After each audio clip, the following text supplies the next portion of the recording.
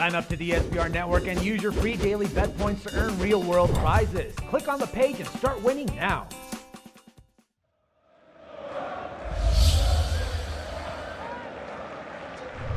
The Tampa Bay Buccaneers have had just one winning season since firing John Gruden and haven't made the playoffs since 2007.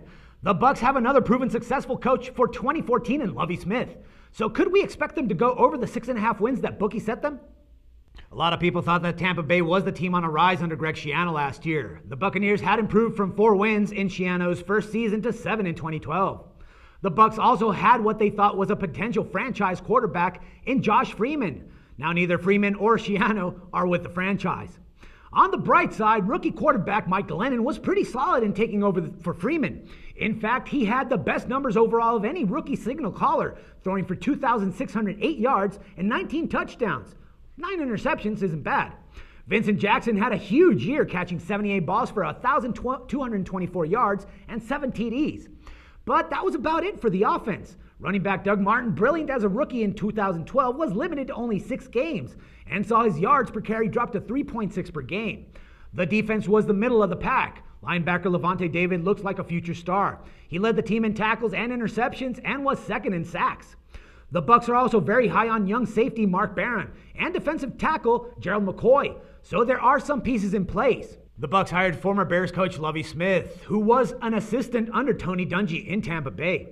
Smith was 81-63 in Chicago and reached 1 Super Bowl before sitting out last season. Few teams were as active as the Bucs overall this offseason. They cut Pro Bowl cornerback Darrelle Revis rather than pay him $16 million a season and traded a number 2 receiver, Mike Williams, who underperformed in 2013 and had some off-field problems. The additions were many, led by the Bears quarterback Josh McCown. Smith says that McCown goes to camp as a starter. The Bucs also added one of the top free agent defensive ends in Cincinnati's Michael Johnson and top cornerbacks in Tennessee's Altorn Werner, and new center Evan Dietrich Smith from the Packers is expected to start from day one. Expect the Bucs to go heavy after a receiver with their first-round pick in the draft, as they are thin because they only have Jackson right now. Tampa Bay has scheduled that ranks as 19th toughest in the NFL with an opponent's 2013 winning percentage of .484, and they have 6 games against playoff teams. Tampa Bay should know where they stand against the NFC South quickly as it finishes half of its division schedule by Week 5. The Bucs and Falcons split 2 high-scoring games a season ago, each winning at home. If the Bucs can be 500 into the bye, they could be set up for a possible playoff run with then 5 straight games against non-playoff teams.